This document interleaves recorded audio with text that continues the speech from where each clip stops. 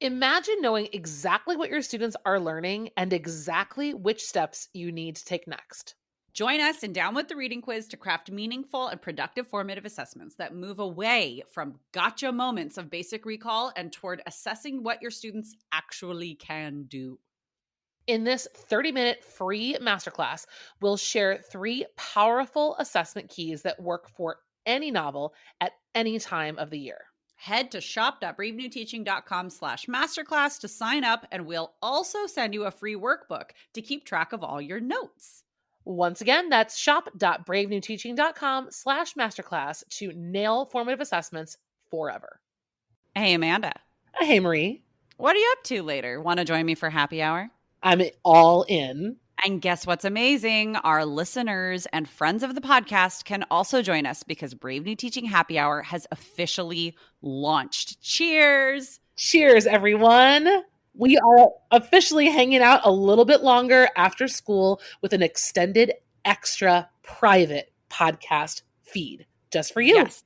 Members of Happy Hour get extra 15 minutes of the podcast, give or take, because you know us, we run a little bit long. It's just kind of how we are. But if you would like to get in on this Happy Hour action, please join us. It is only $5 a month. Head to curriculumrehab.com/happy hour and get yourself signed up, because when you're there, Amanda, tell our friends what we do every month for our Happy Hour members. I think my favorite part is coming up with a new free resource for our listeners every month. And then we pretty much break down that resource and how to use it. We also like to have guests on to do extended episodes and even Q&A that's just for you about that resource. It's really exclusive and super private just for you. So if you are like us and you like hanging out, you like chit-chatting about all things that are teaching, teacher life, and everything under that umbrella, join us for happy hour and we will see you there. Bye. Bye. Well, hello and welcome back to Brave New Teaching, and welcome to an episode where we talk about the fun stuff in our classrooms. I say fun with a capital F. How about you, Amanda? Okay. Aggressively fun. I am all about that because I think I need an episode like this every now and again to remind me that fun is important. I can get inside my own head sometimes with being hyper focused on all of the things, and I capital F forget about capital F fun, and not on purpose. I'm a fun teacher. I have a very laid back personality, but man, sometimes I just need someone to be like, pull my head out and be like, yo, what'd you do for fun this week? Yeah, be silly. Yeah, honestly, friends, the long and short thesis of today's podcast episode is you have license to have fun in your classroom. No matter, as long as you are doing so responsibly, as long as you are coming at this as a professional and you've got a rhyme and a reason for the fun. Sometimes that fun is curricular, and those are the examples we're going to give today, are fun that feed into rigorous things that are in and of themselves rigorous and curricular and highly academic, or not. If they're not, just use them responsibly, right? That's it. We're teaching real live human kids and we're real live human people. So it's okay. There you go. Episode over. Done. Okay. Thanks guys for listening. And just kidding. So, but that's really, I just wanted to begin with that. We have permission to have fun. We don't have permission to have fluffy, nothing fun that has no substance every single day. Sure. Forever. No. Not every day is fun. That's the other thing too. The flip side of this coin is not every day is fun. And that is a conversation I had with my own students this past week. Yeah. This just isn't very fun. I was like, yeah, no shit. Not all of it is. Excuse my language. Well, I didn't say that to them, but I was like, yeah. Well, and I think that maybe why sometimes I get pulled so far the other way is that I got very sucked into edutainment at the beginning of my career, right? This need to be constantly on stage and performing and keeping things new, keeping things fresh, and fast track to burnout. And I kind of flipped to the other side because I know that when I was fun, I also had a lot of classroom management problems. I had a lot of things that were not fun for me, and kids expected things to be fun just because. So if you're, depending on where you are in your career, you have a mixed up, bizarre relationship with fun. So we're here to kind of set the record straight. I felt a lot of shame over having too much fun in my class. And so I then made sure I've developed strategies for making sure that when we do have fun, 90% of the time, it is very heavily linked to what we are doing academically.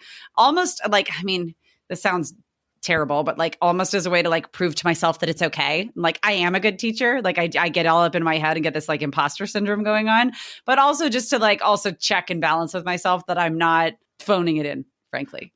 Well, and you know that, like I said it before, like the classroom management issue is so real. Like, oh gosh, sometimes kids ruin fun because they can't. Yes.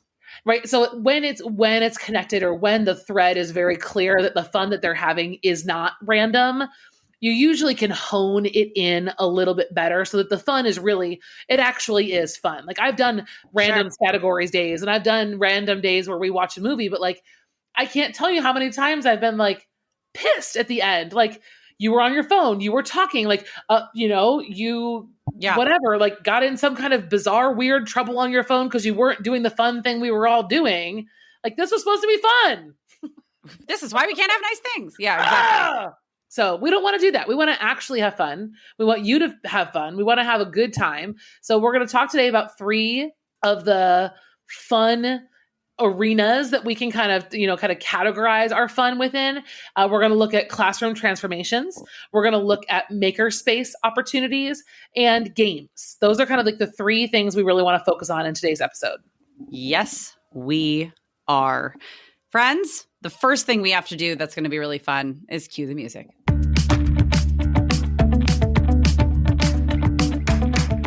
You're listening to Brave New Teaching, and we are so much more than a podcast. We give teachers the inspiration, support, and tools to challenge the status quo. I'm Amanda, and I'm a former English teacher from Illinois. And I'm Marie, and I'm a teacher from Southern California. Join us at bravenewteaching.com to find out more about our courses, festivals, and get every episode's show notes. We're so glad you're here. Enjoy the show.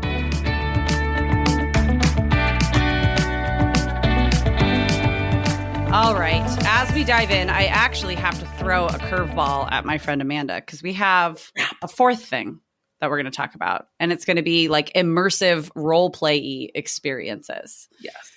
I just feel weird saying role play because it has such a different meaning. So I say immersive activities that like get children really into it. So we'll talk about that at the end of what I'm talking about there. Let's first talk about, is it classroom transformations? Is that what we want to talk about first? Yes. Okay.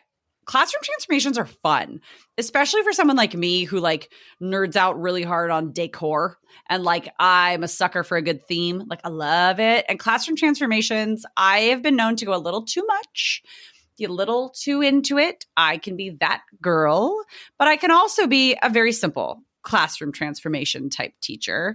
When we talk about a transformation, what do we mean by that? The physical space feels surprisingly different on any given day. How does that sound? Yes. Like, I feel like the element of surprise is important. Like I don't usually prep my kids. I want them to walk in and feel this space is different. Especially if you're doing a more thorough or like full transformation of the space. And like that might mean things on the walls. That might mean things projected onto a screen. That might mean things on tables or on desks. That might mean lighting change, props around the room, sounds. Like think all of the like all sensory. Of the different things, sensory, exactly, that could create an environment and an ambiance that would be transformative of the space. I would even push back on like, yes, the element of surprise, absolutely, for something that is like a big change. Like when I do, I've talked about it so many times on here, my murder mystery party for the beginning of Hamlet, the lights are completely off. I've got like tablecloths across, like all around the room. Sometimes I'll hang up like dollar store medieval looking shields and stuff. Music is playing. I've got things projected that looks like a medieval tavern. And the space is as transformed as I can make it. And the very little warning I give students is they just get a slip of paper the day before that says, thou art cordially invited to, what do I have it say? I gave them a little invitation with a timestamp of the beginning of class. And they look at me like I've got three eyes. And I'm always like, dress for success. See you tomorrow. And then there we go. But then that element of surprise of the whole classroom being different, I make them stay outside until like a minute into the class period. And I just blast the Game of Thrones theme song before I let them come in so they can hear it through the door. Like, it's a whole thing. Yes. In your experience, Marie, have you gone through the phase of feeling like a classroom transformation has to be something epically enormous all the time? Like, if you're going to do one, it has to be epic. Briefly, yes, I did go through that. Me too. That's also because I love it. But then I was like, no, okay, cool your jets, lady. Enough's enough. Because a classroom transformation can be as small as a book tasting that's got pieces of paper on all of their desks, a stack of books, and some sort of like thematic element visually on the screen and music. Like, that can just be a little ambient transformation. It's not a huge full-blown change, but it does work because it just changes the space. It changes the feeling of the space. It changes. Yes. I think, okay, so let's talk through a couple of examples of types of transformations. Sure. And then maybe we can talk about things that work and don't work in the process, because I've definitely experienced both. So classroom transformation types, I think, Marie, when you talk about immersive experiences, I feel like that's kind of synonymous with one version of a classroom transformation. Sure. Something where you want students to be immersed in an environment, a sensory environment that prepares them for learning.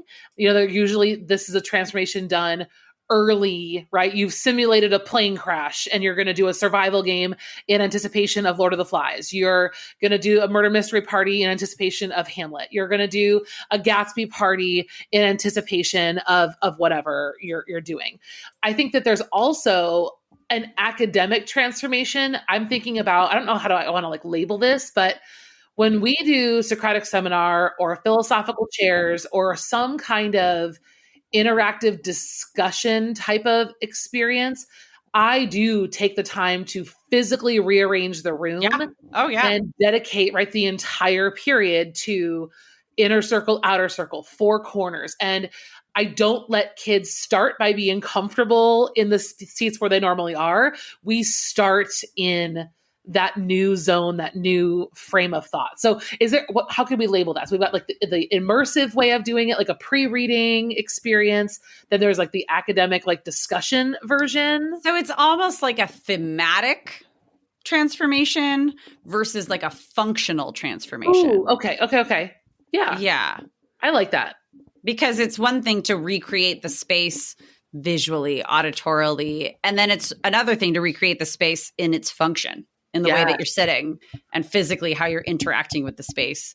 The element of surprise is amazing for those. But then there's like routine transformations that happen in my room, like on days that we're doing coffee shop mode and students just need to get to work. It finally rained last week in San Diego. And so you bet your buttons, I had coffee shop jazz going in my room. I had a thing of hot water going for hot cocoa for kids to make. They had to bring their own mug. Like, it's a whole thing. And they expect it because we've made it a part of our shtick, basically. I had the like YouTube fireplace happening up on the screen, and they had work they had to do. And I would, kind of pause it all when I would have to give instruction or do whatever. And then it comes right back up again. And that could have to do with specifically what's going on in the room. I would have had something similar to that anyways because of what they were working on. But it worked also with just the weather. Like, it's even just something to make it, that's that fun aspect. Like, it's just something different. That's like, oh, well, isn't this fun? And we're still doing what we were normally going to do. And so that kind of leads me to thinking about like the benefits of this type of lesson is I think that either the element of the surprise or the element of I'm routine, expecting this fun. I think that is something that enhances your classroom culture. Yep.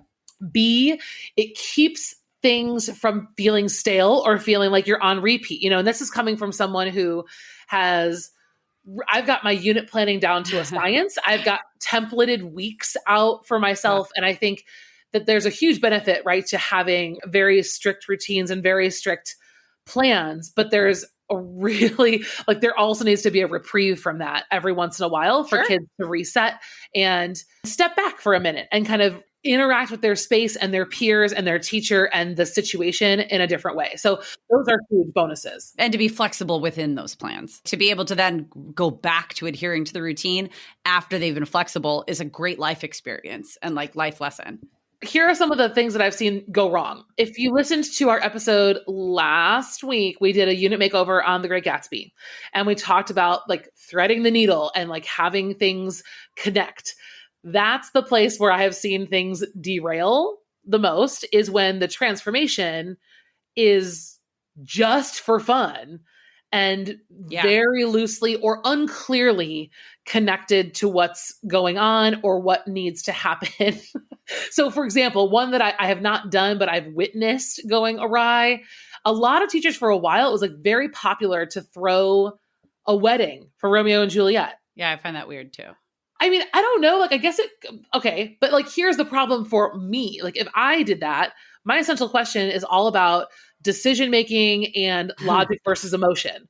So like taking a full class period to reenact the wedding, first of all, like I have a problem sometimes with things that are like, it only kind of centers like a very small number of students. I usually have, not my classes aren't as big as yours, but what do you do with everyone else? So, I mean, you can figure something out, but like, it's not connected to my essential question. It's not connected. Like that part of the play is like the least important to me. Well, and on the flip side of that though, that might be something that's just fun. Right. It's just fun. Yeah. Sure. Like it might be the equivalent of, well, no, as I say this, it's not even quite right, of giving eulogies for Gatsby, right? Like, but that at least has something to do with character analysis and all that. But maybe you're writing vows for Romeo and Juliet. Maybe it's you're writing the toast as Friar Lawrence. Like, I don't know. Maybe it's just fun. But again, that's something that wouldn't work for you, but it's something that could get sprinkled in with a good dose of balance. Otherwise, it can go off the rails and kids are going to go, what? Yes. No, you've got, that's the only point. I'm not throwing shade at weddings. I'm just, if it's too far of a step aside from what you're focusing on, I think you're going to feel it. They're going to feel it. And it might not be as fun as you were hoping it would be. Sure. That can squash the joy for sure.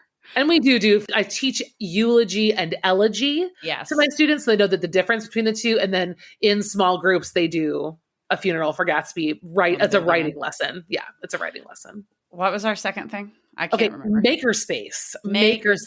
You've done a whole episode on Makerspace on this podcast. Yes, which we shall link in the show notes. Yes, we shall. But Makerspace, I think, is something that I think scares ELA teachers because they think, Makerspace, like, I don't have all that stuff. And what are you going to make? Yeah, it feels messy. English. Well, it is. That's exactly what's fun about it. Right.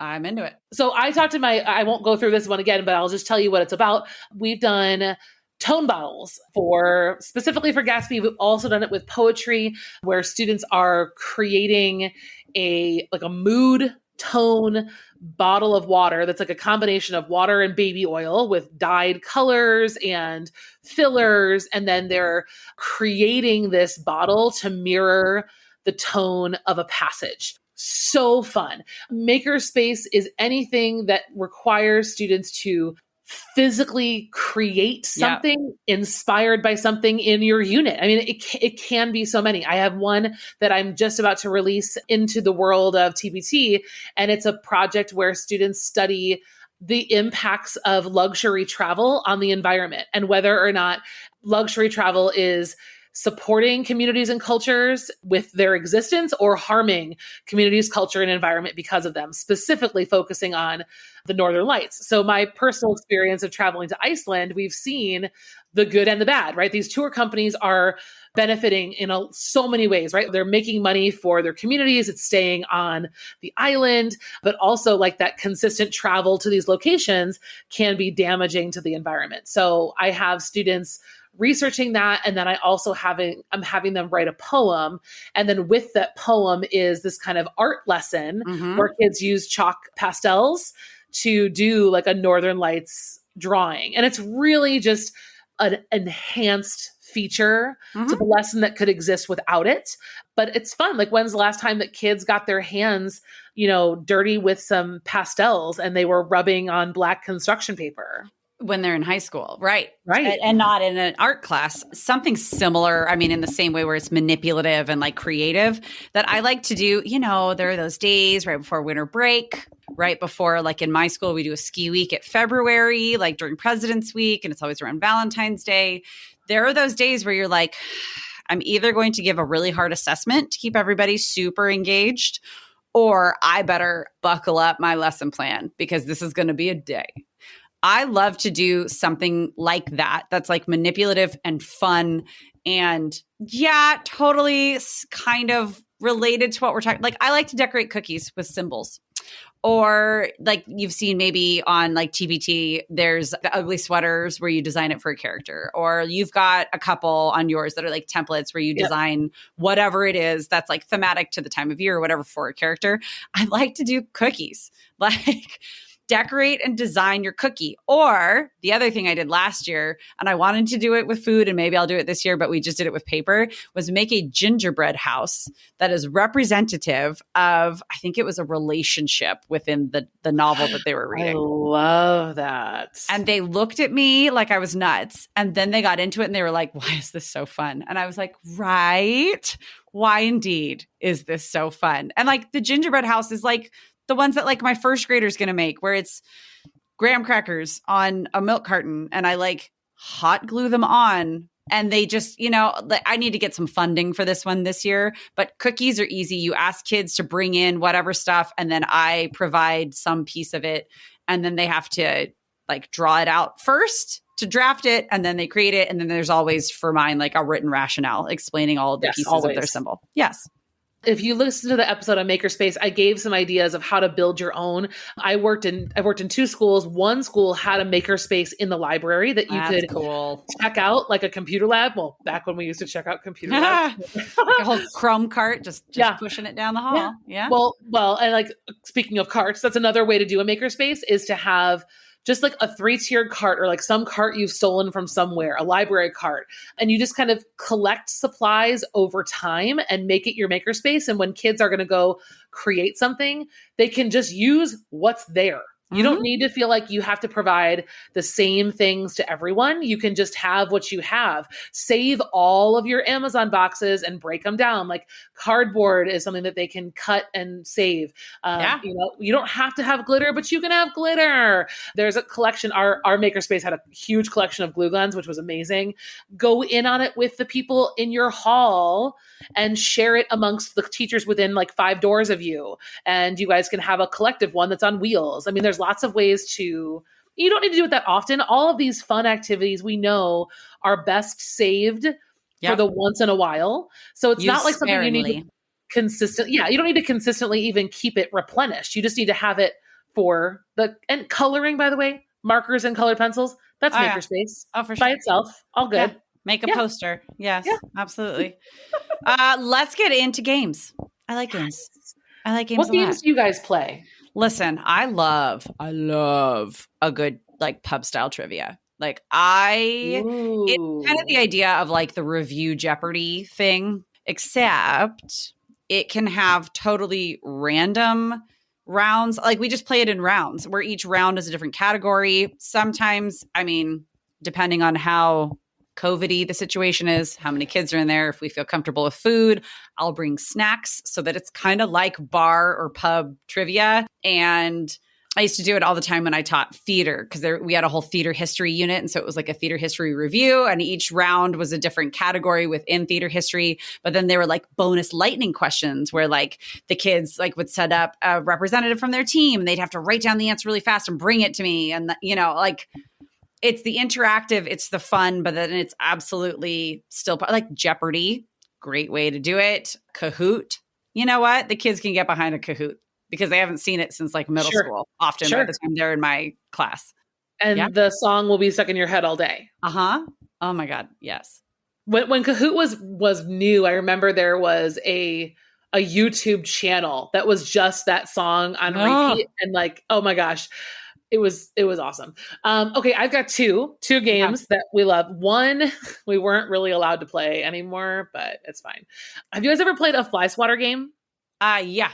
Where Okay. you slap the answer? Yes. Yeah. Oh yeah. So I loved it, but like it used to be on an overhead, not an overhead, like the screen came down from the ceiling kind of projector situation, which was problematic. But now people have like TVs in their room for projection. So fly swatter is not as great. But if you have a way of like your projector shining on your board, on the wall. On the wall or on your board. Or I'll do it with just like cards. Like yes. Okay. The more low maintenance is like that's the goal. But Low that's tech. a great one. And fly swatter is great. So basically, if you don't know what we're talking about, you ask the students a question, and whoever's at the board has to slap the correct answer.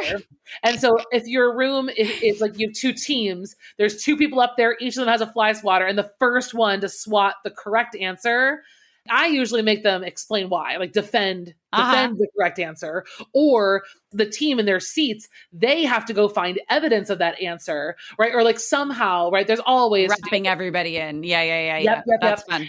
That's a fun one. And then my other one is a game show challenge that I can link for you all, but I call it the Spare Change Game Show. And it's an argument game. And so I create a slide deck, like a really simple one. And there's basically a yes column and a no column. And the yes is heads, the no is tails. And they have to argue yes or no, depending on which way the coin flipped. And they're responding to a claim statement. So one of my favorites, we were just talking about Gatsby, so it's fresh in my head, is Daisy is trapped and deserves the reader's pity. Woo! And so then the kids are in pairs. And so every pair is basically playing amongst themselves. And so in your pair, like you flip the coin and then someone has yes, someone has no. And then I tell them, okay, the yes people, you're all going to argue first. And I time them for a minute, and they have to make their case for a minute. Then they have to switch to the no person. They make their case. Then we come back for a rebuttal, counter argument, all of that. You can do this in groups of 3 so that there's one person who's neutral deciding on the winner, and then it kind of like rotates. But all you need are your statements and a coin or a YouTube channel that flips a coin virtually. It's click it and it goes sloop, sloop, sloop. And that's super fun. And that one is hot, exciting. Everyone gets really riled up and they don't remember that they're practicing argument. Sneaky. Another game I like is the ones with like Jenga, where you like put prompts on the Jenga pieces. Yep. That one is very fun as well. I like to do that quite a bit. And a little hack for that is you get like your Jenga pieces, you put symbols on them and then or numbers, and those then you can change your questions based on what you're doing. Love it. Fun little hack for you. Okay. I think we need to take a quick break, and then we're going to come back for the immersive role play activities that I was talking about before. Okay. We'll be right back after break. This episode is brought to you by Curriculum Rehab, by us, the team here at Brave New Teaching. It is the first and only teacher PD of its kind, a course to help teachers like you by guiding you through creating your own personal framework for curriculum.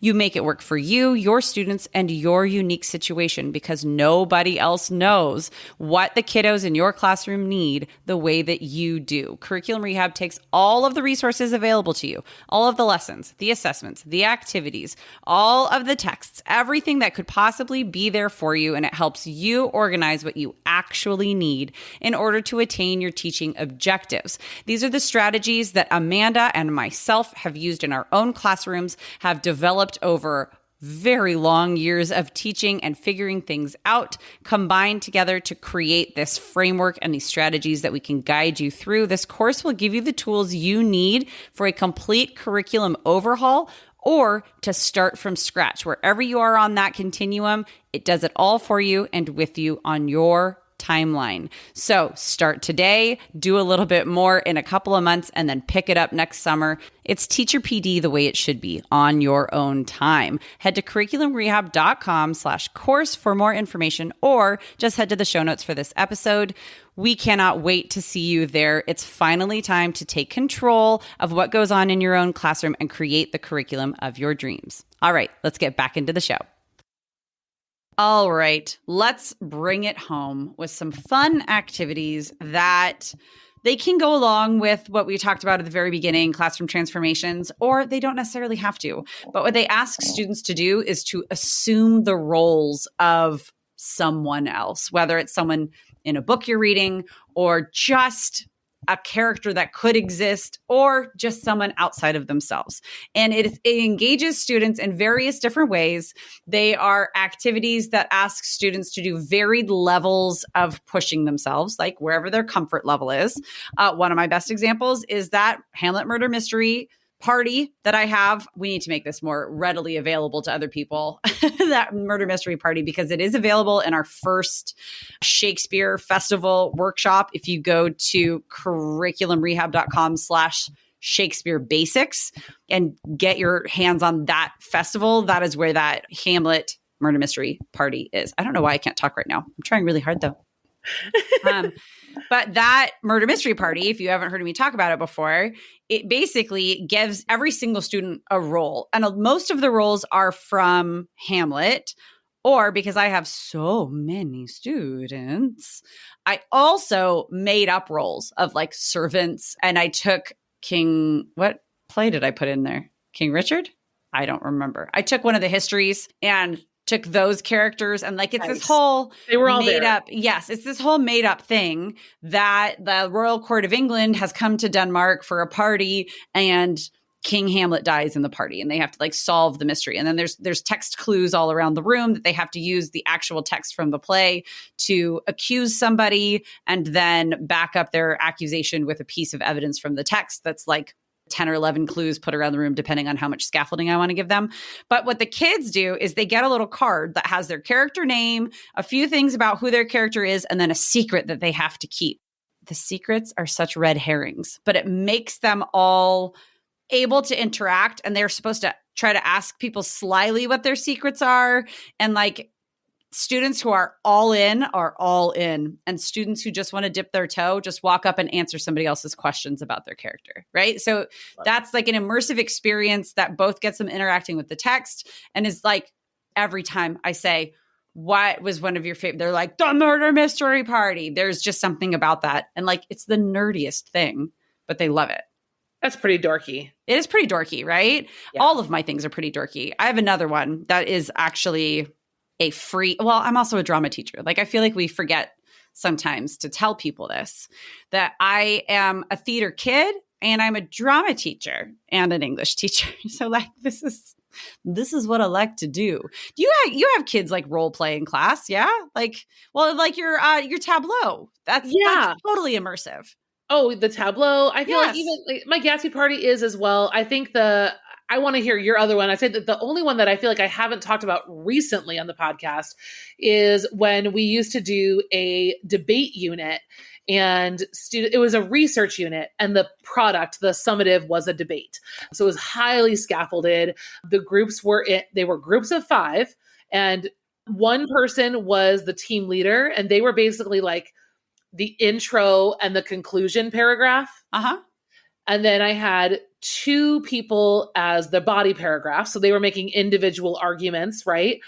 And then that last role was called the stakeholder. And so in this research debate, let's say the topic was, planting fruit trees in your backyard, right? So a stakeholder role, that student was specifically selected because I would have paired them up to have that kind of divergent thinking and like unique train of thought. And they would have to choose somebody impacted by this decision or this issue. So in our fruit tree example, you might have like a local Arbor Day, leader coming into the debate to share his or her point of view and the ways in which it impacts the conversation. It might be the neighbor of someone whose apple tree is dumping apples into their yard and causing a raccoon infestation, right? So it was like part acting, but all based on research of events and things that would lead that person's story to be credible.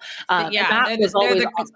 The character witness. The character witness. Yes. And that was a really special role that I think really engaged I always had the right kid for that job. Right. I don't know what it was. Like, it wasn't always the same type of kid. It wasn't always the struggler or the high kid or the whatever. It was like, it was a personality thing. Mm-hmm.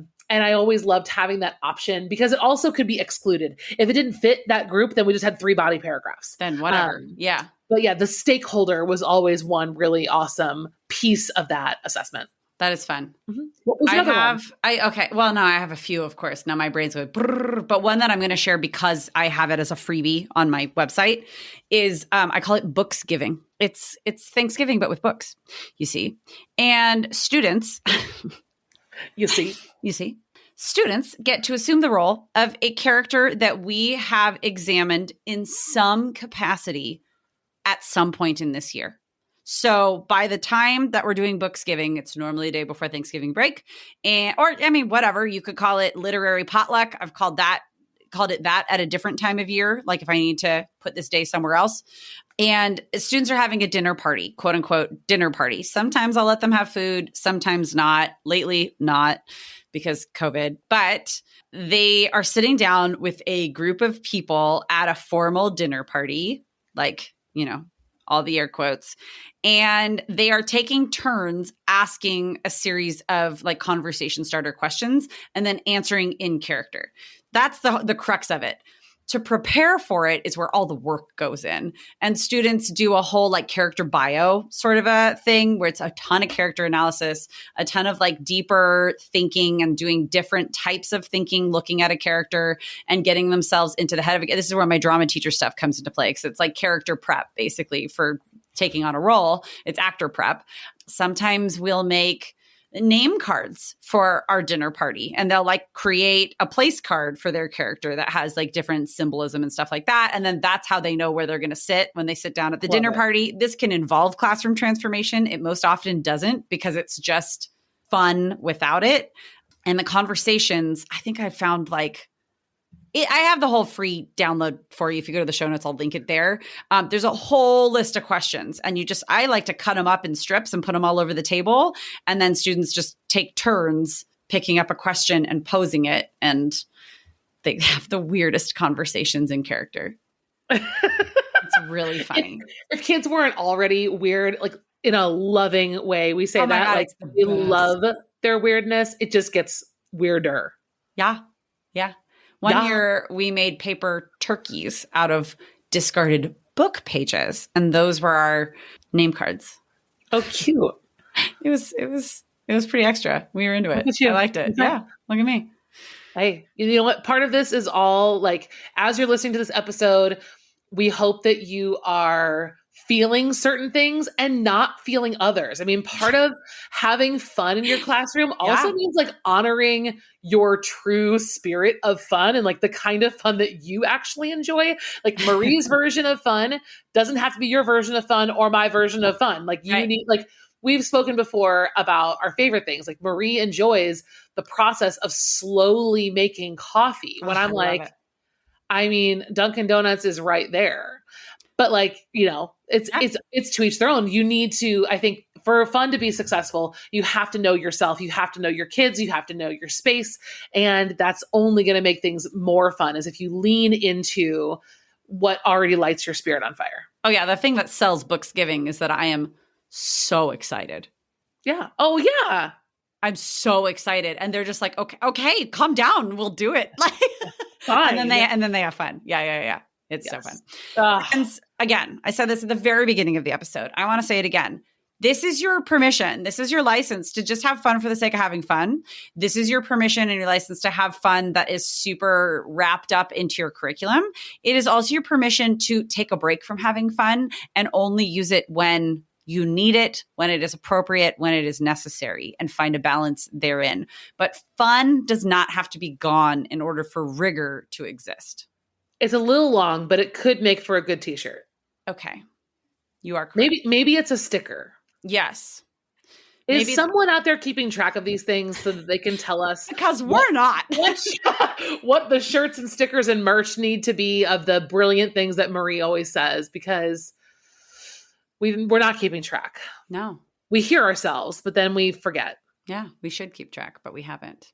Well, here's one good thing, right? That this conversation is not totally over.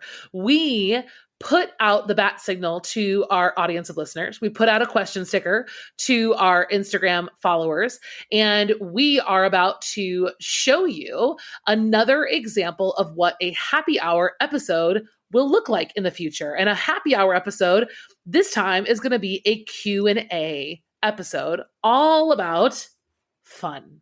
Yes, we've got questions about including fun in your classroom, things that have to do with like, how do you do it? Like, where do you get the stuff? How does that? When do you do it? We are excited to show you another preview of what our happy hour episodes are going to be like once we get that ball rolling next month, I believe. Close, yeah. This episode comes out. Yeah. So stay tuned. We have a free bonus episode this week. That's another happy hour preview. We will cheers you when we see you there. And until then, thank you for listening, and we will see you in just a moment. Bye. Bye.